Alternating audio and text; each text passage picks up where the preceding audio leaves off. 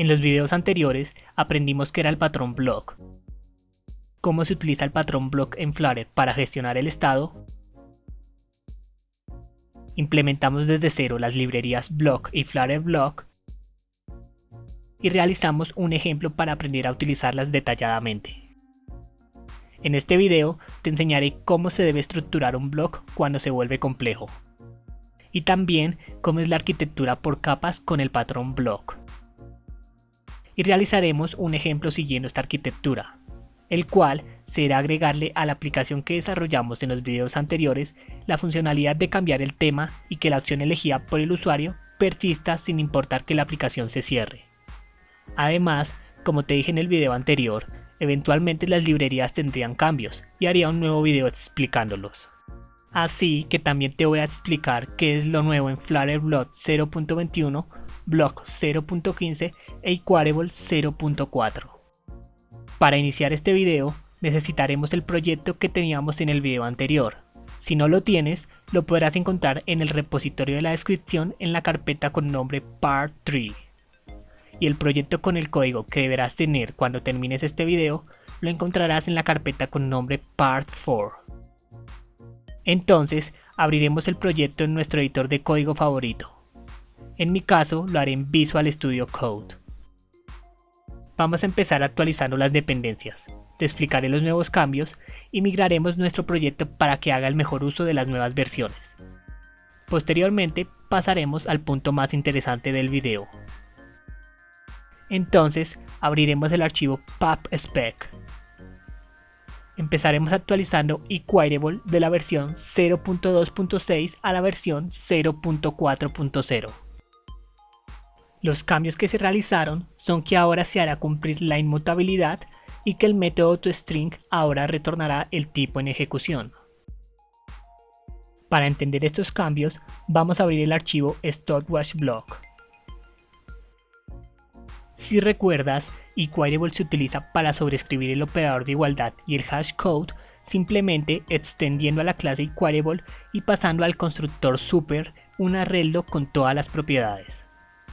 Equatable solo funciona cuando clases que la extienden son inmutables, lo que quiere decir que todas las propiedades o variables de la clase deben ser finales. Ahora, Equatable usa internamente la etiqueta immutable del paquete meta. Esto quiere decir que obtendremos una advertencia cuando creemos una variable que no sea final en una clase que extienda de Equatable, ayudándonos a prevenir errores. Por ejemplo, si creamos la variable foo y no es final, veremos la advertencia. Además, el método toString ahora retornará el tipo en ejecución, lo que quiere decir que retornará el nombre de la clase, por lo que ahora no tendremos que sobreescribir el método toString cuando queramos que retorne el nombre de la clase, ahorrándonos un par de líneas. Así que vamos a eliminar los métodos toString que tenían este comportamiento. Ahora vamos a actualizar block de la versión 0.14.2 a la versión 0.15.0. En esta versión se realizaron dos cambios significativos. El primero es que el método transform cambia su nombre a transformEvents. Este método se debe sobreescribir cuando quieres cambiar el comportamiento de cómo los eventos entran al block. Si quieres saber más sobre este método, puedes volver a ver el video número 1 de esta serie donde te lo explico detalladamente. El segundo cambio es que se agregó un nuevo método llamado transformStates, que es muy parecido a transformEvents pero para los estados. Este método nos permite tener un mayor control de cómo los estados generados por el string del método mapEventToState son agregados al string state. Por defecto, este método retornará el mismo string, por lo cual los estados generados por el string del método mapEventToState no tendrán ninguna transformación. Un ejemplo donde es una buena idea sobreescribir este método es cuando tienes un block para una barra de búsqueda y tienes un oyente del estado en la interfaz de usuario. Entonces, cuando el block cambia de estado varias veces en cuestión de milisegundos, en tu interfaz de usuario notarás un cambio brusco. Para este caso, puedes sobreescribir el método transformStates y utilizar el método debounce time de la librería rxdart para así garantizar que los cambios de estado ocurran como mínimo en el tiempo que le indiques, y de esta manera la interfaz de usuario ya no tendrá cambios bruscos. Ya que nos pusimos al día con lo nuevo en Block 0.15.0, es turno de actualizar Flutter Block de la versión 0.17.0 a la versión 0.21.0. Así que te explicaré algunos cambios y luego actualizaremos nuestra app para que funcione con la nueva versión. Y posteriormente te explicaré cuáles son los nuevos widgets en Flutter Block, ya que los utilizaremos para agregar la función de cambiar el tema de la aplicación siguiendo la arquitectura por capas con el patrón Block. Desde la versión 0.19.0 de Flutter Block se ha realizado la integración de la librería Provider con Flutter Block. Y esto es debido a que Provider es por el momento la manera recomendada para inyectar dependencias en Flutter, por lo cual el Block Provider ya no usará directamente el Inherited Widget, sino que utilizará la clase Provider de la librería Provider. Y la clase Provider será la que se encargará ahora de utilizar el Inherited Widget. Además, la API o la forma en que se usa el Block Provider ha cambiado un poco para que tenga una API consistente con la API de la librería Provider. Podrías pensar que sería lo mismo utilizar directamente la librería Provider para la inyección de los blocks, pero no es así, ya que Flutter Block simplifica la API para que sea mucho más fácil y amigable con los usuarios de Block y Flutter Block. Entonces, de ahora en adelante, cuando no queremos que cuando el Block Provider sea removido del árbol de widgets se llame al método dispose del block, ya no tendremos el parámetro opcional de tipo bool llamado dispose, sino que ahora tendremos que usar el constructor con nombre value y pasar la instancia del block al parámetro value. De lo contrario, si queremos instanciar el block en el Block Provider y que el Block Provider se encargue de llamar al método dispose del block cuando el Block Provider sea removido del árbol de widgets, se seguirá usando exactamente igual que antes. El siguiente cambio es que el Block Provider Tree cambia su nombre a Multi-Block Provider y el parámetro Block Providers cambia su nombre a Providers. Este cambio se hizo para tener una API consistente con la librería Provider. El siguiente cambio es muy parecido al anterior, simplemente el Block Listener Tree cambia su nombre a Multi-Block Listener y el parámetro Block Listeners cambia su nombre a Listeners. De igual forma, este cambio se hizo para tener una API consistente con la librería Provider. El siguiente cambio es para el Block Builder. Anteriormente teníamos que indicar el tipo de los eventos del block y el tipo de los estados del block. Ahora tendremos que indicar el tipo del block y el tipo de los estados del block. Si recuerdas, el parámetro block es obligatorio, pero ahora, gracias a este cambio, el parámetro block es opcional. Así que si no pasamos ningún block al parámetro block, el Block Builder internamente va a usar Block Provider of del tipo de block que le indicamos para asignarte el block automáticamente. Lo que quiere decir que si el Block Builder de tipo MyBlock tiene como ancestro a un Block Provider de tipo MyBlock, ya no tendremos la necesidad de pasar el block al parámetro opcional block, ahorrándonos un poco de código.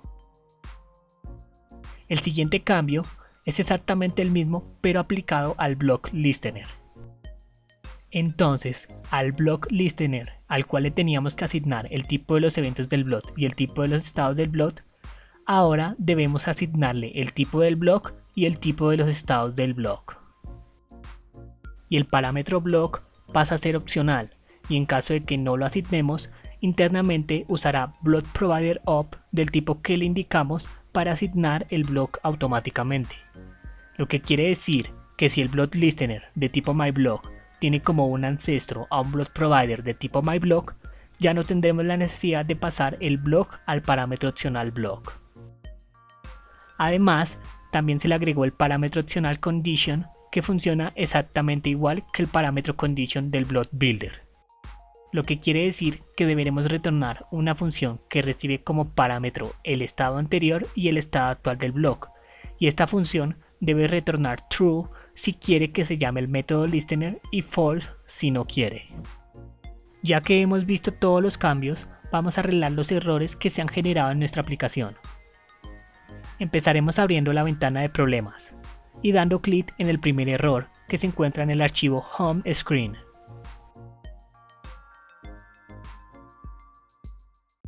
Vamos a cambiar Block Listener Tree por Multi-Block Listener y el parámetro Block Listeners por Listeners. Luego, en el Block Listener cambiaremos el tipo del evento por el tipo del block, en este caso Counter Event por Counter Block. Y como te dije anteriormente, el parámetro Block es opcional, y como sabemos que Home Screen tiene como ancestro a un Block Provider del tipo Counter Block, no lo usaremos. Además, como ya hemos asignado los tipos en el constructor del Block Listener, no es necesario asignarlos nuevamente en la función del parámetro Listener, así que procederemos a eliminarlos.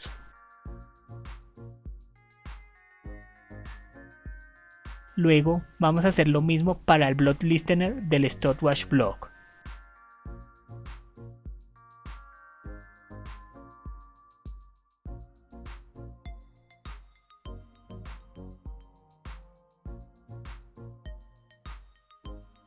Ahora volvemos a abrir la ventana de problemas y damos clic en el error del archivo main.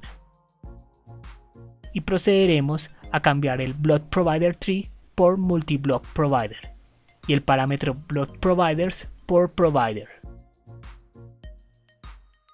Nuevamente volvemos a abrir la ventana de problemas y damos clic en el error del archivo Stopwatch Screen.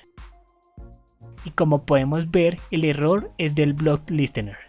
Y como ya sabes, vamos a cambiar el tipo del evento por el tipo del block.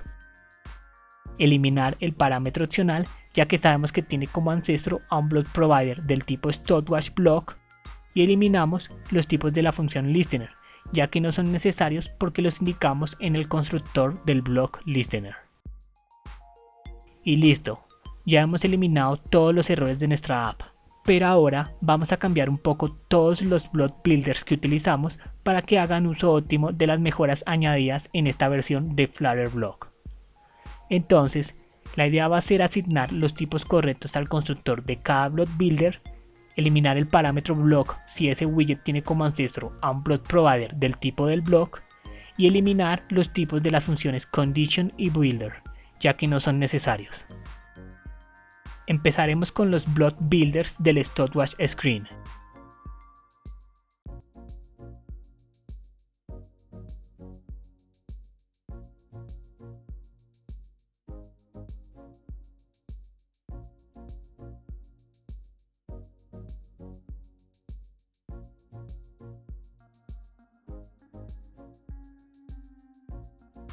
Ahora seguiremos con los block builders del archivo Home Screen.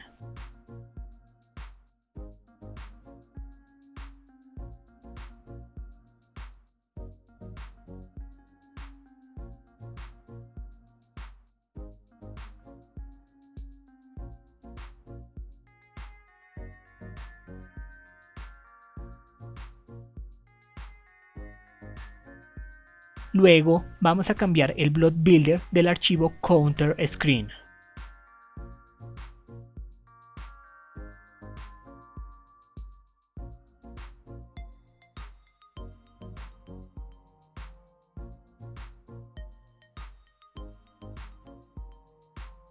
Y listo, ahora nuestra aplicación ya está actualizada para hacer el mejor uso de Flutter Block 0.21. Antes de avanzar al siguiente tema, vamos a eliminar los archivos que ya no son necesarios. Empezaremos eliminando Counter Screen B1. Y luego eliminaremos las carpetas Block y Flutter Block, ya que nunca más las necesitaremos. Como te dije en el video anterior, ahora haremos uso de esos archivos a través de las librerías Block y Flutter Block, y nos beneficiaremos de las actualizaciones que realicen, como hemos podido ver. Y como eliminamos estas carpetas, vamos a eliminar los comentarios que realizaban importaciones de estas. Entonces, para hacerlo rápidamente, vamos a abrir el panel de búsqueda en la barra lateral. Activaremos el uso de expresiones regulares dando clic en el icono con un punto seguido de un asterisco y escribiremos /espacio import punto asterisco punto y coma. Luego presionaremos Enter y como podemos ver nos muestra todos los import que queremos remover. Ahora en la barra de Replace la dejamos vacía para eliminar los imports y presionaremos Ctrl Alt Enter o damos clic en el icono Replace All. Ya hemos eliminado todos los comentarios de importaciones innecesarias. Solo nos falta eliminar RxDart de las dependencias ya que no lo vamos a utilizar en este proyecto. Y listo, ya que tenemos nuestro proyecto actualizado para hacer el mejor uso de las últimas versiones de las librerías, es hora de enseñarte cómo se debe estructurar un blog cuando se vuelve complejo. Consideraremos que un blog es complejo cuando la lógica de negocio que se debe realizar en el método mapEventToState para cada evento no es fácil de leer, por lo tanto va a dificultar mantener y actualizar el blog. Un ejemplo de un blog complejo sería nuestro stopwatch blog, así que lo refactorizaremos para enseñarte a manejar este tipo de blog correctamente. Entonces vamos a crear la carpeta con el nombre stopwatch en la carpeta blocks. Luego vamos a dividir el blog en tres archivos, el primero para los eventos, el segundo para los estados y el tercero para el blog. De esta manera el archivo blog se encargará únicamente de gestionar la lógica de negocio y no se mezclará con la definición de los eventos y estados. Vamos a mover el archivo stopwatch_blog a la carpeta stopwatch y crearemos los archivos stopwatch_event.dart y stopwatch_state.dart.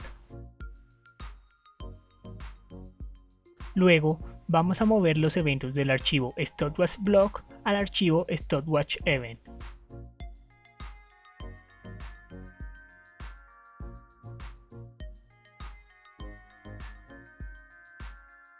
Importaremos eQueryable. Y ahora movemos los estados del archivo stopwatch_blog a stopwatch_state.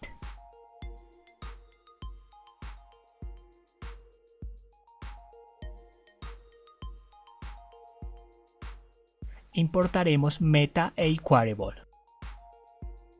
Luego vamos al archivo stopwatch_blog y eliminamos las importaciones innecesarias. Ahora vamos a importar los archivos de los eventos y estados y después los vamos a exportar para que cuando otro archivo importe stopwatch_blog también tenga acceso a las clases de los archivos stopwatch_event y stopwatch_state. Luego vamos a arreglar los errores de importación ya que cambiamos la ubicación del archivo stopwatch_blog.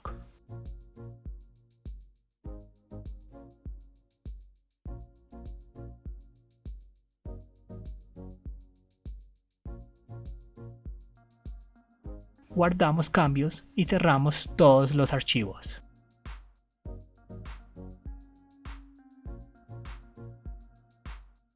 Una vez hemos hecho esto, vamos a reorganizar la lógica que sucede en el método mapEventToState. Entonces vamos a ir al archivo stopwatch_blog. Y como puedes ver, el método mapEventToState tiene toda la lógica que debe ejecutarse para cada evento, dificultando la lectura, el mantenimiento y futuras actualizaciones. Para solucionar este problema, se acostumbra a crear métodos privados asíncronos generadores para cada evento. Estos métodos suelen tener el nombre mapEventToState, donde event será el nombre específico del evento. Y si el evento tiene alguna propiedad, lo pediremos como parámetro del método. Entonces, empezaremos creando el método asíncrono generador llamado mapStartStopwatchToState. Luego, moveremos la lógica que teníamos en el método mapEventToState para el evento startStopwatch a este nuevo método.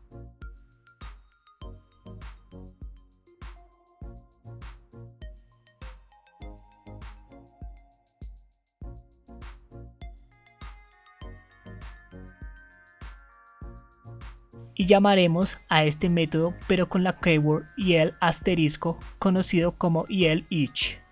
La keyword el_each se utiliza para que todos los elementos de ese stream también sean agregados al stream del método asíncrono generador que lo llama. En este caso estamos usándola para que todos los estados que tenga el stream del método map_start_stopWatchState sean agregados al stream del método map_event_state. Ahora vamos a hacer lo mismo para los eventos restantes. Entonces vamos a crear el método privado asíncrono generador llamado map_update_stopWatchState, pero como este evento tiene la propiedad time, vamos a pedir el evento como parámetro. Ahora copiaremos el nombre del método y lo llamaremos con la keyword each pasándole el evento como parámetro. Y luego movemos la lógica de este evento al método. Y procederemos a hacer lo mismo rápidamente con los eventos restantes.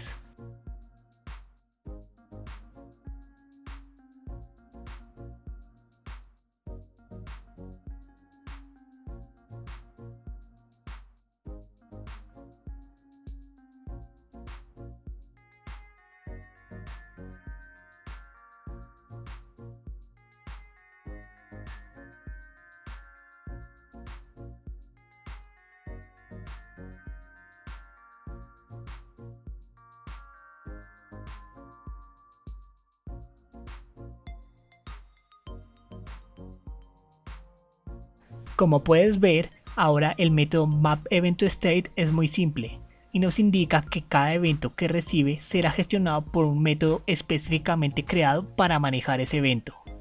Por lo que ahora la lógica que se debe ejecutar cuando un evento ingresa al blog está perfectamente aislada en su método correspondiente.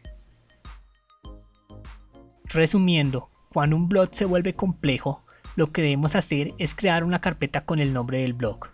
Allí crear 3 archivos, el primero para los eventos, el segundo para los estados y el tercero para el blog.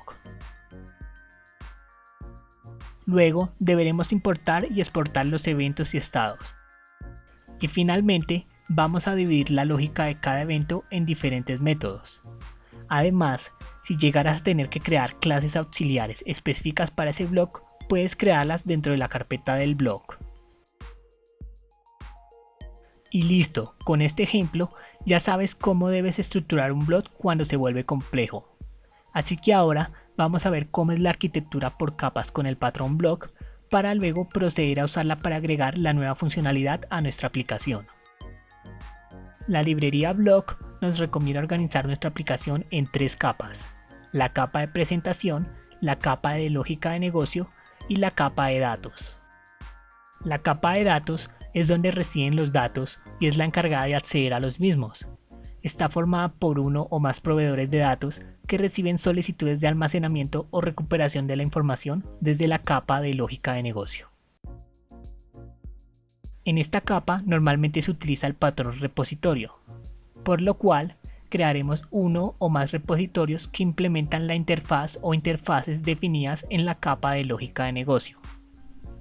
El repositorio es una abstracción de la implementación de acceso a datos de nuestra aplicación, de tal modo que la lógica de negocio no conoce ni está acoplada a los proveedores de datos, por lo cual podemos cambiar fácilmente los proveedores de datos o incluso la implementación completa del repositorio sin afectar ni un poco a la capa de lógica de negocio. En la capa de lógica de negocio será donde se encontrarán todos los componentes de lógica de negocio conocidos como blocks. Los blocks serán los que se comunicarán directamente con la capa de presentación, ya sea para recibir eventos o notificar sus estados. Y si un block necesita comunicarse con la capa de datos, va a realizar las solicitudes de almacenamiento o recuperación de la información al repositorio. Además, los modelos de nuestra aplicación también se definirán en la capa de lógica de negocio, ya que serán utilizados por los blocks y por las interfaces de los repositorios. Y finalmente, la capa de presentación, también conocida como la capa de la interfaz de usuario, se encargará de transformar los estados de los blocks en representaciones claras de estos para el usuario. Por ejemplo, en el caso de Flutter, utilizaremos widgets para representar los estados de los blocks. También permitirá manejar las entradas del usuario y agregarlas como eventos al blog correspondiente. y además deberá encargarse de administrar los eventos del ciclo de vida de la aplicación. Y listo, así es como funciona la arquitectura por capas con el patrón block. Entonces, vamos a agregar la funcionalidad de cambiar el tema de la aplicación siguiendo esta arquitectura. Pero para que te quede completamente claro, vamos a ver cómo sería gráficamente y luego pasaremos a programarlo. Para agregar esta funcionalidad, vamos a crear un block llamado Preference, que utilizaremos para manejar todas las preferencias que el usuario puede elegir en la aplicación. En nuestro caso, únicamente será el tema, pero este block está diseñado para que se le puedan agregar más características en el futuro. Por ejemplo, que el usuario también pueda seleccionar el idioma de la aplicación. El único modelo para esta funcionalidad va a ser el tema, y el repositorio únicamente va a utilizar un proveedor de datos, el cual será preferencias compartidas. Gracias al patrón repositorio, más adelante podríamos cambiar preferencias compartidas por otro proveedor de datos como SQLite, o incluso podríamos agregar otros proveedores de datos para almacenar las preferencias del usuario en la nube e implementar mecanismos de caché, y no tendríamos que modificar nada en la capa de lógica de negocio. Y finalmente, en la capa de presentación vamos a tener dos widgets que se comunicarán con Preference Block, los cuales serán Material App y Theme Selector. Material App escuchará el estado del block para que la aplicación tenga el tema seleccionado por el usuario, y Theme Selector se encargará de permitir al usuario seleccionar un tema y enviar un evento al block con el tema seleccionado. Y listo, ahora ya deberás tener aún más claro cómo funciona la arquitectura de capas con el patrón block, así que vamos a programarlo. Empezaremos creando en la carpeta lib una carpeta llamada models, en la cual vamos a guardar todos los modelos de nuestra aplicación. En nuestro caso, únicamente contendrá el tema, así que creamos el archivo theme.dart. Y para que este ejemplo sea más sencillo, este modelo será un enum con los valores like y dark. Ahora vamos a crear en la carpeta lib una carpeta llamada repositories y allí crearemos el archivo preference repository.dart. En la carpeta repositories vamos a guardar todas las interfaces e implementaciones de todos los repositorios de nuestra aplicación. El archivo Preference Repository contendrá la interfaz del repositorio para las preferencias, así que importaremos el modelo theme y crearemos una clase abstracta llamada Preference Repository, con los métodos abstractos setTheme y getTheme. Como puedes ver, ambos métodos retornan un futuro, ya que la mayoría de los proveedores de datos tendrán métodos asíncronos. Y listo, ya tenemos la interfaz de nuestro repositorio. Vamos a realizar la implementación, así que crearemos un archivo llamado Preference Repository impl.dart. Estamos agregando la palabra impl al final para indicar que es una implementación. Como te dije anteriormente, nuestro proveedor de datos será preferencias compartidas, el cual nos permite guardar y recuperar datos primitivos en forma de pares clave-valor.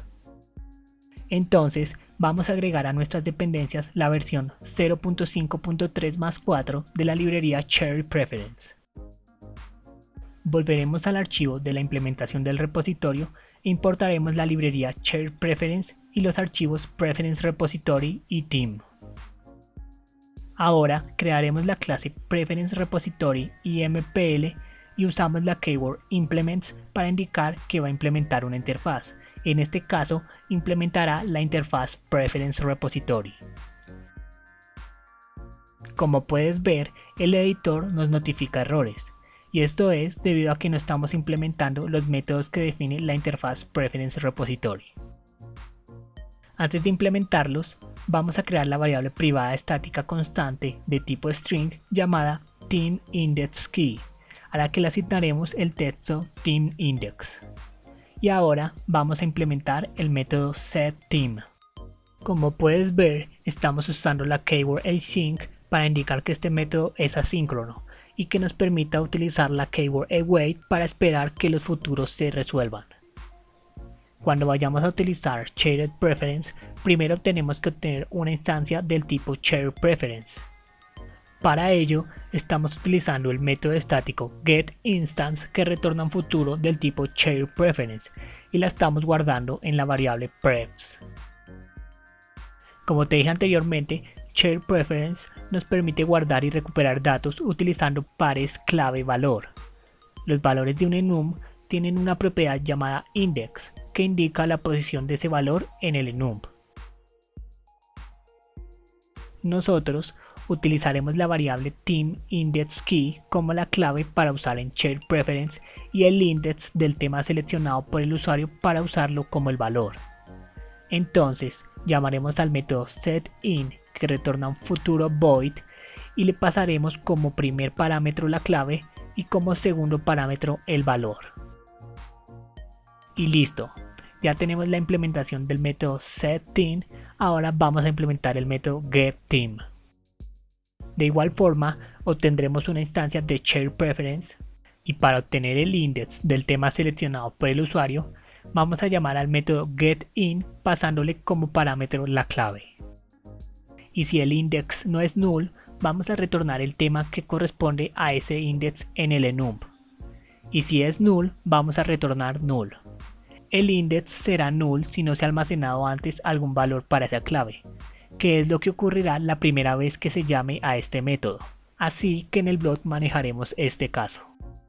Y listo, ya hemos realizado la implementación de Preference Repository, así que vamos a crear Preference Block. Y este block también será un block complejo, por lo que vamos a crear en la carpeta Blocks una carpeta llamada Preference.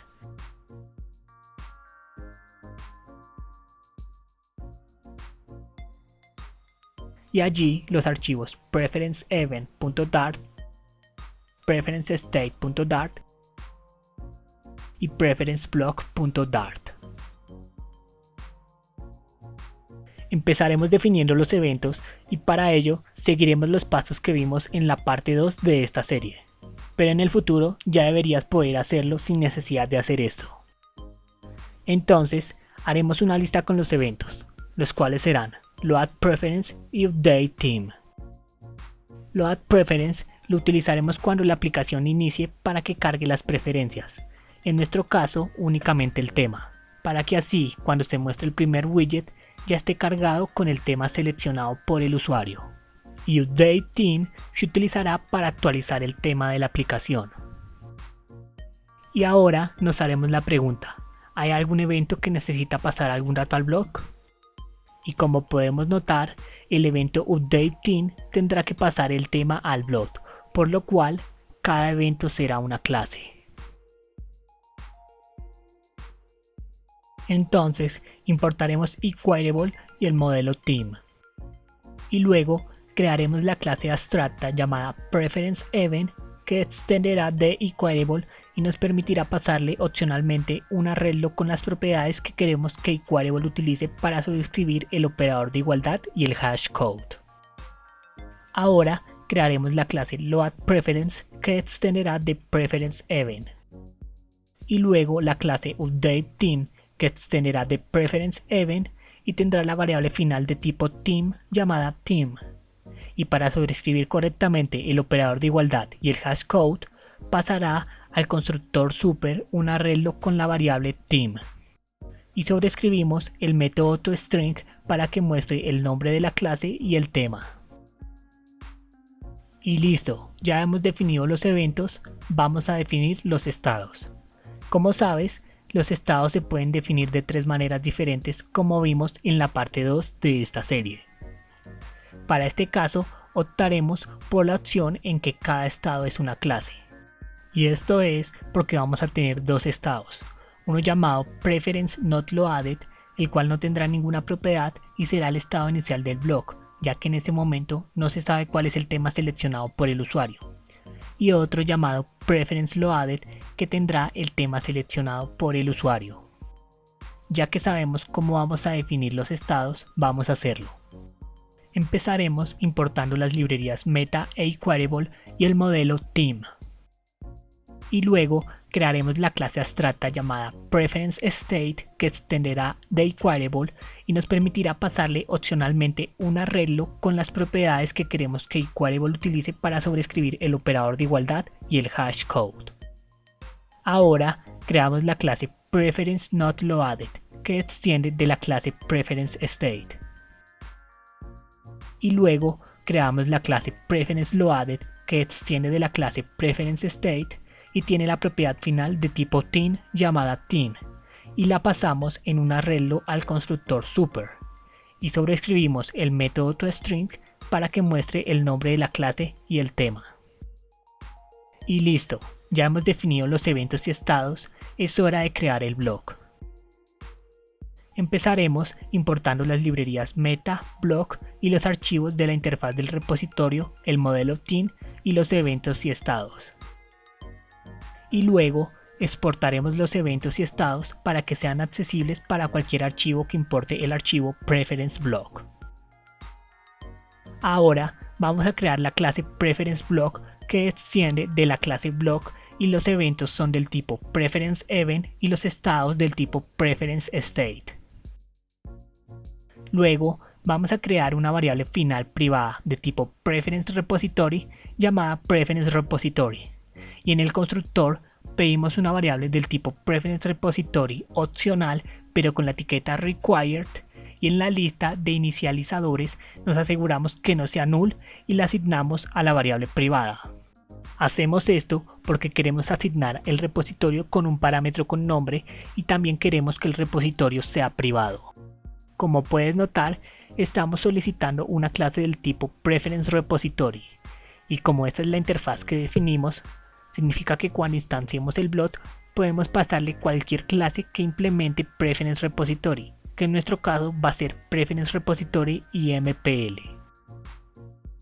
Ahora asignaremos el estado inicial del blog, el cual será PreferenceNotLoaded, ya que cuando el blog sea instanciado, este no tiene forma de saber cuál es el tema seleccionado por el usuario. Como te dije antes, este es un blog complejo. Así que antes de implementar el método mapEventState, vamos a crear los métodos privados asíncronos generadores para cada evento y posteriormente los llamaremos con la keyword y el each en el método mapEventState. Empezaremos creando el método para el evento UpdateTeam, el cual simplemente llamará al método setTeam del repositorio y le pasará como parámetro el tema que recibió del evento.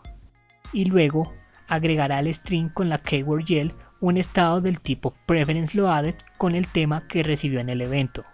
De esta manera, cuando se envía un evento de UpdateTeam, vamos a guardar el tema en el repositorio y vamos a actualizar el estado del blog a un estado donde el tema es el seleccionado por el usuario.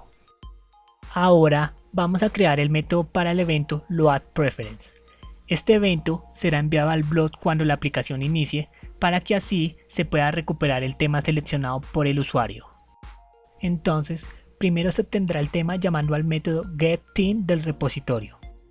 Si el tema es null, significa que nunca se ha guardado un tema en el repositorio, lo que en nuestro caso también quiere decir que es la primera vez que el usuario abre la aplicación, por lo cual debemos asignar un tema. Y en este caso vamos a asignar el Team Dark, y para ello usamos el método dispatch pasándole como parámetro un evento del tipo UpdateTeam con el parámetro team.dark.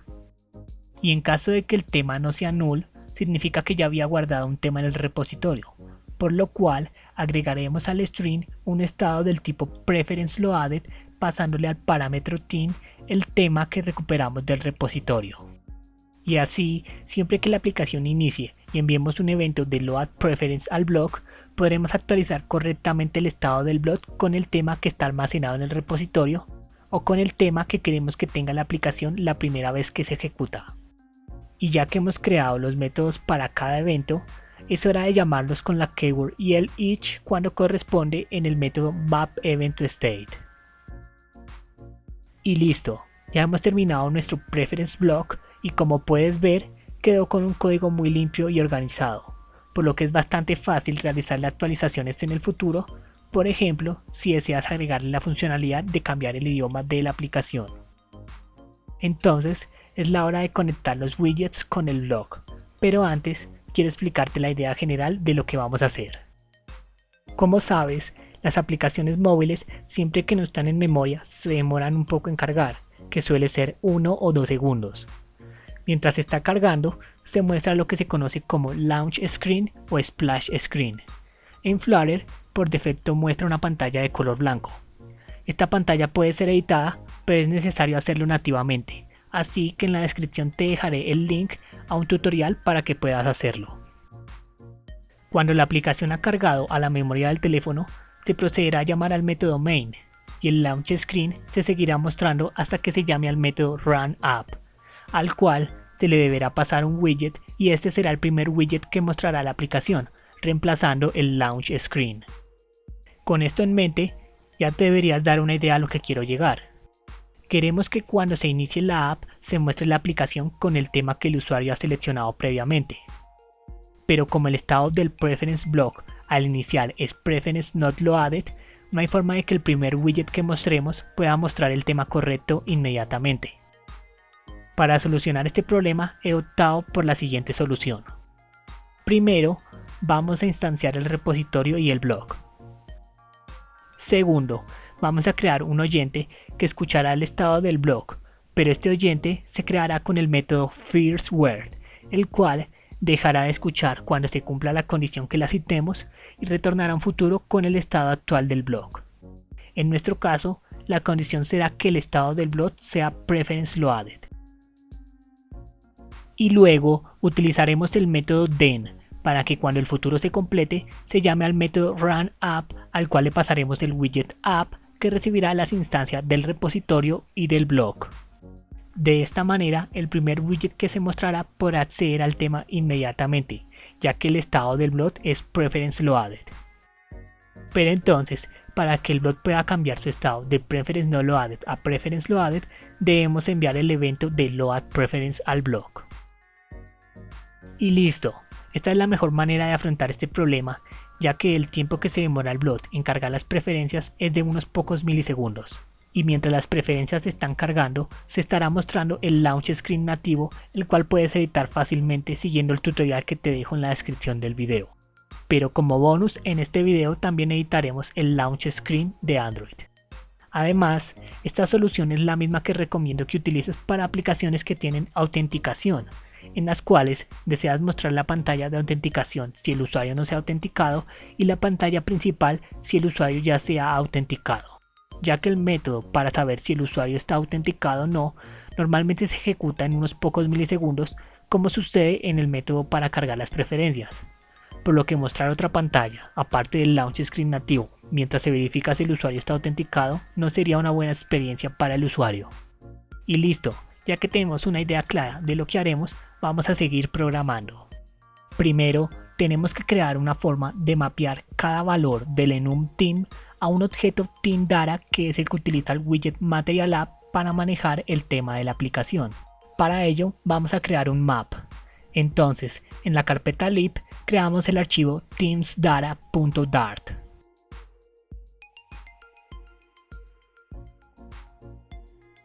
Vamos a importar la librería Material, pero ocultando la clase Team, y luego importaremos el modelo Team. Estamos utilizando la keyword height para ocultar la clase Team de la librería Material, ya que al tener el mismo nombre que nuestro modelo tendríamos conflictos. Ahora vamos a crear la variable de tipo map, donde la clave será de tipo Team y el valor de tipo teamData. Y luego tenemos que mapear cada posible valor del enum Team con un objeto teamData. Entonces, para teamLike asignaremos un teamData con el brillo claro, el color primario blanco, el color de acento gris 700 y el tema del texto, específicamente el de body1, que es el tema por defecto que utilizan los textos, tendrá el color gris 700. Y para team.dark simplemente asignaremos un teamData con el brillo oscuro. Y listo. Ahora vamos a crear en la carpeta lib un archivo llamado app.dart, el cual contendrá el widget principal de nuestra aplicación. Vamos a importar la librería Material, pero ocultando la clase Team. También Flutter Block, Preference Repository, Preference Block, StopWatch Block, Counter Block, el modelo Theme, Themes Data y Home Screen. Luego crearemos un stateless widget llamado app, el cual tendrá las variables finales Preference Repository y Preference Blob, las cuales las pediremos como requeridas en el constructor y nos aseguraremos que no sean null. Y ha llegado el momento de hablarte de una funcionalidad nueva de Flutter Blob, ya que la vamos a usar. Así como existe el Blob Provider, también existe un widget llamado Repository Provider, que nos ofrece la misma funcionalidad de inyección de dependencias pero para repositorios. Entonces, si queremos instanciar un repositorio y proveerlo, usamos el widget Repository Provider, y en el parámetro Builder deberemos retornar una función que recibe el contexto como parámetro y retornar una instancia del repositorio. En cambio, si queremos proveer un repositorio que ya ha sido instanciado, debemos usar el constructor con nombre Value y en el parámetro Value pasar la instancia del repositorio. Y como debe suponer, también existe el Multi-Repository Provider, que nos permite unir varios repository providers en un solo widget, pasando cada repository provider en una lista al parámetro providers. Y cuando desees obtener el repositorio desde un widget que tenga como ancestro a un repository provider del tipo que quieres, simplemente debes usar el método estático of de la clase repository provider y asignar el tipo del repositorio que quieres obtener y pasar el contexto como parámetro. Y como puedes notar, al igual que el Blob Provider, estos widgets también mantienen la API consistente con la librería Provider. Y ya que sabemos de la existencia de estos widgets y también cómo se usan, vamos a emplearlos para que nuestro Preference Repository pueda ser accedido desde cualquier widget de nuestra app. Y aunque por el momento ningún widget va a acceder a este repositorio, lo vamos a realizar para que aprendas cómo se debe hacer. Entonces, el método build retornará un multi-repository provider y el parámetro provider tendrá un arreglo, en el cual su único elemento será un repository provider de tipo preference repository que utilizará el constructor con nombre value y que al parámetro value le pasaremos la instancia de preference repository. Estamos usando el constructor con nombre value ya que no vamos a instanciar el repositorio en el repository provider, sino únicamente a proveer el valor de la instancia que recibimos en el constructor del widget app. Ahora, al parámetro child le pasaremos un multi-block provider y en el parámetro providers pasaremos un arreglo con los block providers de los blocks que vamos a utilizar en nuestra aplicación. Y como puedes notar, el block provider del block del tipo preference block está utilizando el constructor con nombre value, ya que no estamos instanciando el block en ese block provider y tampoco queremos que llame al método dispose cuando ese block provider sea removido del árbol de widgets. Y al parámetro child le asignaremos un block builder donde el tipo del block es preference block y el tipo de los estados es preference state. Y como sabemos que este widget tiene como ancestro a un block provider del tipo preference block, no tendremos la necesidad de pasar preference block al parámetro block. Y el block builder retornará un widget material app, en el que tiene debug show check mode banner como falso. El parámetro home será home screen y el parámetro theme, si el estado es preference loaded, el tema será el valor del map themes data al pasarle el theme del estado como clave. Y si el estado no es preference loaded, el tema será el theme data para theme.dark. Pero el estado siempre va a ser preference loaded, ya que te expliqué anteriormente cómo va a funcionar el inicio de nuestra aplicación.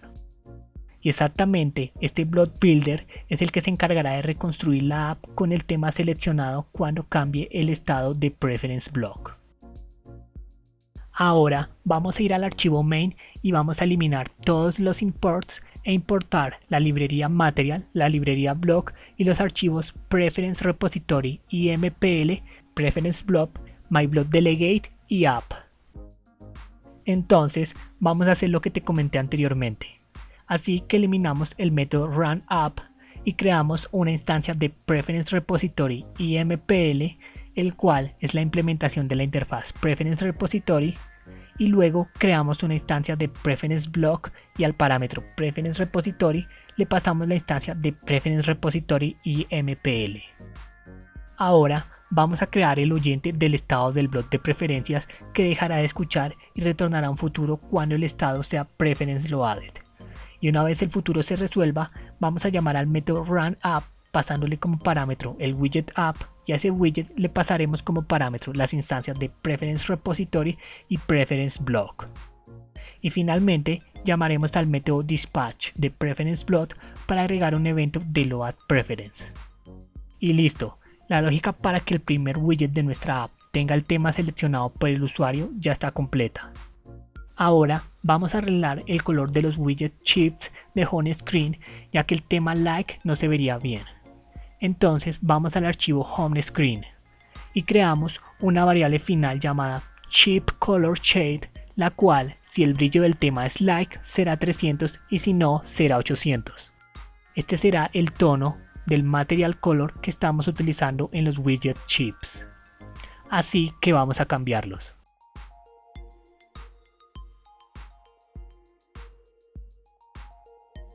Y de una vez aprovecharemos para cambiar los iconos de los cronómetros por icons.timer que teníamos pendiente desde el video anterior. Ahora deberemos crear una pantalla que nos permita cambiar el tema de la aplicación, así que en la carpeta lib crearemos el archivo themeSelectorScreen.dart. Luego vamos a importar la librería Material ocultando la clase Theme, la librería FlutterBlock, el modelo Theme y Preference Block. Ahora crearemos un stateless widget llamado themeSelectorScreen y el método build retornará null por ahora. Y tendrá un método privado llamado ThemeToString que recibirá como parámetro un theme y se encargará de retornar un string para cada posible valor del enum theme. Ahora, el método build retornará un scaffold, donde la advar tendrá un título con el texto theme. Luego, el body tendrá un block builder, donde el tipo del block es preference block y el estado preference state.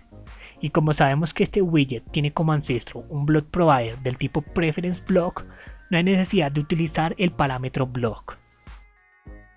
Y ahora vamos a mostrar una lista de botones de radio con todos los temas posibles y que esté seleccionado el tema actual.